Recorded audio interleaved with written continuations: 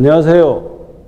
개념 있는 역사를 통하여 민족 통일의 기초를 마련하고 통일된 역사에 대한 개념 정의를 통하여 후손들에게 통일 교육의 기초를 또 한 번 마련하면서 새로운 통일 시대를 준비하는 역사 교육을 진행하는 조경래 작가입니다. 오늘은 1905년 발생했던 러일 전쟁을 통해서 어떻게 일본이 전쟁 자본주의화의 길에 들어가게 되었던가 하는 문제를 살펴보고자 합니다. 러일 전쟁은 실질적으로 러시아와 일본이 전쟁한 전쟁으로 우리는 잘 알고 있습니다. 실제로 그랬습니다. 그런데 이제 이 전쟁은 실제로 러시아와 일본이 전쟁을 했습니다마는 러시아와 일본은 전쟁 초기 당시에 군사력이 10대 1 정도로 일본은 러시아에 게임이 안 되는 상태였습니다. 그럼에도 불구하고 왜 일본은 러시아와 전쟁을 하게 되었을까? 겉으로 드러난 러일 전쟁이지만 이것은 일본을 앞세운 유대계와 러시아와의 전쟁입니다. 실제로는 그래서 유대 자본 내지는 유대인들의 대리 전쟁을 일본이 치렀다라고 보면 타당한 것으로 생각됩니다. 러일 전쟁은 실제로 1904년 일본이 러시아가 전 세계를 지배하고 있던 세 개의 큰 그때 당시에는 지금은 공군력이 을 통해서 세계를 지배하고 있지만 그때 당시에는 해군력을 통해서 지배하게 됩니다. 물론 해군과 공군은 중요합니다만은 지금보다는 그때 당시에는 해군력이 더 중요했습니다. 러시아는 제1태평양 함대와 제2사령부가 있었는데 제1태평양 사령부가 지금 중국의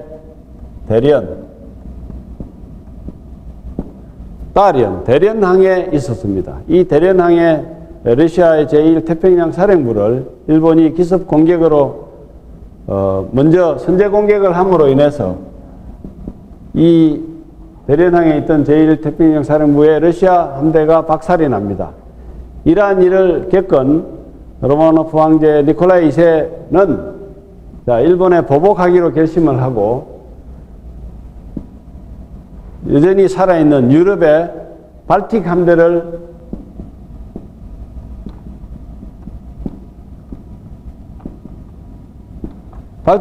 동원하여 일본에 보복을 하기로 결정합니다.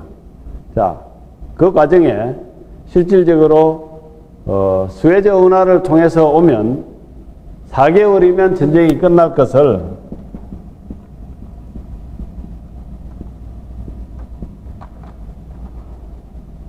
이 일본의 강교한 책략에 의해 가지고 실제로 1902년에 영일 동맹을 맺게 됩니다. 영국과 일본이 영일 동맹의 핵심은 영국과 양국가 간에 전쟁이 일어나면 그 국가에 불리한 일은 하지 않겠다, 유리한 일을 하겠다는 이야기입니다. 결국은 일본은 이미 전쟁을 일으킬 것을 예상하고 1902년에 이러한 동맹을 맺습니다. 그리고 사실은 영국은 일본을 전쟁의 앞잡이를 내세우면서 이미 동맹을 맺어줍니다. 그렇게 해서 수에즈 운하의 관할권을 갖고 있던 영국은 러시아 함대가 이 운하를 통과하지 못하게 합니다. 그래서 4개월이면 일본에 도착할 수 있는 발틱 함대가 이 아프리카 희망봉을 돌아 거의 8개월이 걸립니다.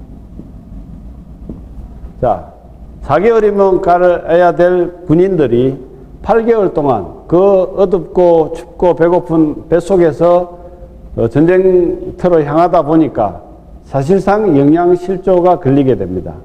그 영양실조의 결과로 야맹증이 오게 되고 밤에 전투를 할 수 없는 지경에 이르르자 실제로 로제스 벤스키는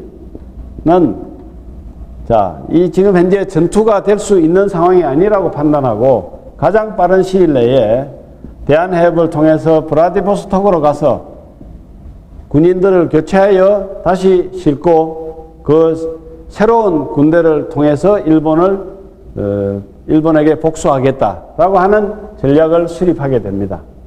그러나 이 전략이 사실은 중간에 이 실행하기 전에 거문도나 심지어는 독도나 이런 데에서 많은 막루들을 통해 가지고 일본의 이 함대 이동이 발각되게 되고 뒤에서부터 한 대씩 박살이 나서 총 거의 40대 가까이 되던 때에 한 35대의 배가 사실은 객추됨으로 인해 가지고 객침됨으로 인해서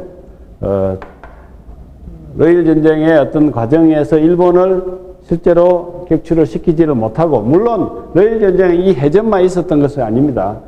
그 중국 대련항을 위주로 해서 실제로 요 봉천 지역에서 벌어지는 육군 전쟁도 대단히 큽니다. 저기에 사실은 사상자가 훨씬 많이 났습니다. 육상에서의 전투에서 거의 한 5, 60만 명의 양측의 어떤 부상자 내지는 실질적으로 전쟁의 결과로는, 러일 전쟁의 결과로 한 양측이 80만 명의 군인이 죽은 거로 기록되고 있습니다. 러시아 군인이 오히려 30만 명, 일본 군대가 50만 명 이상 죽은 거로 이렇게 기록이 됩니다. 결국은 일본은 무리하게 전쟁을 해서 많은 어찌 보면 자국의 군인들을 전사자로 내몰았던 결과가 됩니다. 물론 이러한 전체적인 러일 전쟁의 과정이 있었습니다만은 더 중요한 것은, 제가 오늘 이야기하고자 하는 것은 일본의 전쟁 자본주의입니다. 실제로 일본은 이 러일 전쟁을 일으키기 전에는 실질적으로 많은 전쟁을 그렇게 예를 들어서 외구 노락질이나 할 수 있을 정도고 임진왜란 정도 일으키고 이랬지만, 실제로 이 러일 전쟁을 통해서 영국의 금융 자본과 결탁하게 됨으로 인해 가지고 사실은 일본은 그때 당시에 전쟁 채권을 발행하게 됩니다.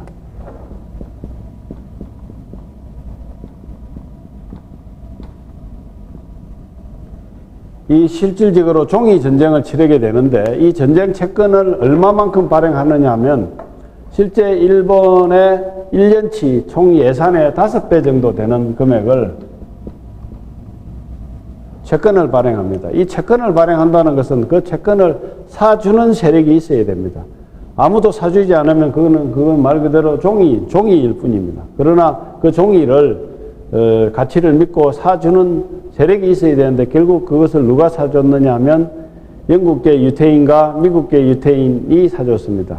제이콥 헨리 시프라고 하는로 대표되는 미국 유태인하고 영국계 유태인들이 사실은 이 전쟁 채권을 사주어서 이 사준 돈으로 전쟁을 하게 되고 군수물자를 조달하게 되고, 그리고 그 조달된 군수물자를 통해서 사실은 세계 최강의 군사력을 보유했던 러시아와 전쟁을 해서 사실은 실질적인 승리를 하게 됩니다. 그런데 이제 러일 전쟁이 또 하나 재미있는 것은 실질적으로 전쟁의 결과를 누구가 승리했다 하는 어떤 결과가 무성부로 기록이 됩니다. 왜냐하면 그때 당시에 전쟁의 결과로서 청일 전쟁은 일본이 청나라의 승리를 하여 엄청난 전쟁 배상금을 받아오게 됩니다.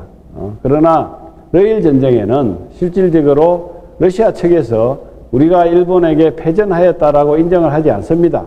그리고 해전이든 육상전이든 특히 해상전에서 우리가 기록하는 돈스코이 함이라고 하는 그 배 함대가 스스로 가라앉힘으로 인해서 일본의 어떤 폭격에 의해 가지고 침몰한 것이 아니다 라고 하는 어떤 그러한 명분을 사실은 갖게 되고, 또 그러한 명분이 전쟁 이후에 배상금 관련되는 내지는 정전협정, 전쟁 종결 협정에 받아들여져서 결국은 양국가는 아무런 배상금도 지불하지 않고 무조건 종전을 선언하게 되고, 그 결과로 루스벨트 대통령은 노벨 평화상을 받게 되는 그러한 결과를 가져옵니다. 자, 여기에서 저희가 중요하게 보고자 하는 것은 일본은 실질적으로 이 시점에서 전 세계 금융자본과 이제 결탁하여 돈이 없거나 있거나 상관없이 전쟁을 할 수 있고, 또 전쟁의 어떤 과정에서 필요하면 채권을 발행하여 자금을 조달할 수 있고, 또 이러한 과정을 통해서 전 세계의 소위 말하는 전쟁 자본의 어떤 인맥을 갖추게 됨으로 인해 가지고 실제로는 여기에서 맛을 들여서 중일 전쟁, 만주 사변, 그리고 제2차 세계대전, 그리고 진주만 공습까지 하는 어떤 이러한 어찌 보면은 전쟁 모험 세력들이 이제 일본에서 판을 치게 되고 기승을 부리게 되는 결과를 가져온 전쟁이 바로 이 러일 전쟁이다. 그래서 이 러일 전쟁은 대단히 중요한 의미를 가지고 있다.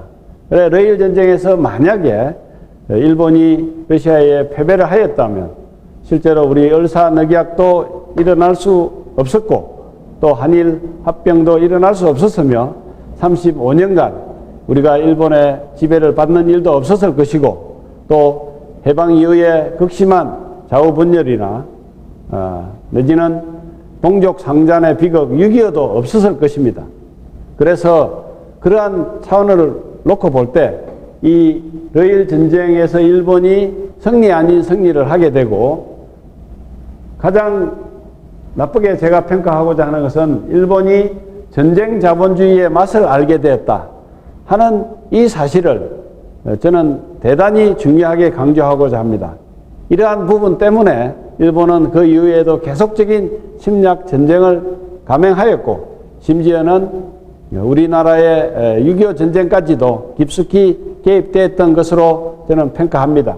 그래서 이 전쟁 채권을 통한 자본의 조달이라든지, 그리고 그 채권을 투자한 측에서는 또 엄청난 이익을 볼 수도 있고, 실질적으로 전쟁터에서 죽어가는 국민과 시민은 따로 있고 돈을 버는 세력은 따로 있는 기형된 형태의 전쟁이라든지, 그리고 흘러오게 되었다 하는 그 시작점을 러일 전쟁이라고 하는 데에서 시작되었다라고 하는 것을 저는 강조드리고자 합니다. 여기에 대한 좀 더 많은 연구와 홍보와 그리고 우리의 인식이 있어야만이 일본을 우리가 정확하게 평가하고 또 일본의 역사와 우리의 역사를 이해하는 데 저는 도움이 되리라고 생각합니다. 그리고 전쟁의 자본주의와 전쟁의 어떤 과정을 통해서 돈을 버는 세력들이 존재하는 한 앞으로도 지구상에는 수많은 전쟁이 계속 일어날 것입니다. 우리가 소위 말하는 군산복합체라고 하는 이야기를 하고 있습니다만은, 그러한 군산복합체에 어찌 보면 가장 격정적인 씨앗이 러일 전쟁 때 일본에서 싹트게 되었다. 그리고 그것이 미국으로 다른 어떤 유럽으로 해서 지금도 그러한 어떤 전쟁 자본주의의 맛을 보고 있는 세력들에게 나는 다시 한번 이러한 행태로는 인류의 미래와 국가의 어떤 그 행복한 번영을 보장하지 못한다. 그리고 그러한 어떤 개념을 가진 분들은 이제는 다수의 번영가, 제가 이야기했지만 홍익인간이라고 하는 널리 인간을 이롭게 하는 우리 민족의 어떤 목표, 지향점을 다시 한번 강조하면서 우리가 좀 더 역사에 대해서 새롭게 생각해보고 평가해봐야 되는 지점이 아닌가 생각합니다. 이상으로 오늘 시간을 마치도록 하겠습니다. 감사합니다.